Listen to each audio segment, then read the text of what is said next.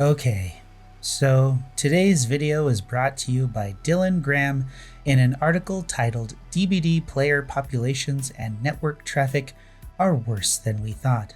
Players already know for a fact, through anecdotal, completely factual, and reliable internet evidence, that there are fewer killer players than survivor players. It's inferred that the lack of killer players is the only possible explanation for the resulting longer queue times for survivors.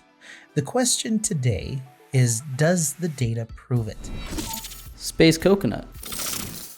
The data from the Dylan Graham article that was made available was from a very short window of time. Unfortunately, if we ever really want to see what's happening, we'd need data throughout the course of a few weeks. The data we have is from Saturday over the course of about 4 hours through the North America East servers from 3:39 to 7:54 a.m. Not exactly peak hours, right? Regardless, we can still look at the data and see what we can get from it. The red chart is the number of killers in queue at those specific times taken in 3-minute intervals. The highest this ever reaches in this time frame is about 93 killers. The blue chart is the number of survivors in queue, and its highest is about 1,021. At this point though, the number is falling from a higher peak that must have happened before 3:39 a.m. Dividing the max survivors in queue by 4 will give us about 255 groups of survivors and 93 killers waiting in queue at 2 different points in time. And time zones are a very important factor here, which is why we still can't really pull anything reliable or of much use from this data. The one thing we can tell for sure is that at any point in time, there is a pretty big discrepancy between the two groups of players. Early in the time frame, there are more survivors waiting, and then later, there are more killers waiting. And can a lack of killer players be the only explanation for the longer survivor queue times? Could it just be attributed to just different people preferring to play different roles? But why the big change during this early morning time period? Survivor queue times stay pretty steady in the later half of the graph, while killer queues are really erratic. But this can be attributed to the fact that the survivor graph works in the hundreds range, while the killer graph works in the tens range, so changes in the numbers are much more apparent for killers than they are for survivors.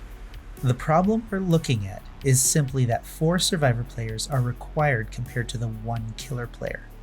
Early in the graph, it's pretty clear that survivor queue times are lower than killers because more survivors are pulled out of the queue compared to killers to fill a match. 4-1, right? However, as more people wake up and play, the pool of survivors expands at 4 times the rate that the killer pool does. But since that same amount of growth isn't shared by the killer player population, we get the swing in queue times from low to high for survivors and high to low for killers. This is why we need more data from more points in time. There's no real reason to go into a lot of detail for this video because it's simply fuel for rampant speculation that's going to happen thanks to this data getting out. However, I really hope that the person who put this together manages to find more time to collect more data over a longer period of time so we can get an even clearer picture of what's happening. I know I didn't go over this with a fine-toothed comb, but I mean it doesn't really matter until the devs fix the issues in the game that drive players away from playing the game, causing long queue times for both sides in the first place, right? I still don't hate Dead by Daylight. I really do hope they manage to fix the problems that still plague the game these days. Their recent patch notes seem to be leaning in the good direction. But until then, there are plenty of games coming out that may prove themselves to be more worth your time than Dead by Daylight right now. VHS is my personal prime pick, but it sounds like the Evil Dead beta went really well and proved the game to be worth the purchase to many people.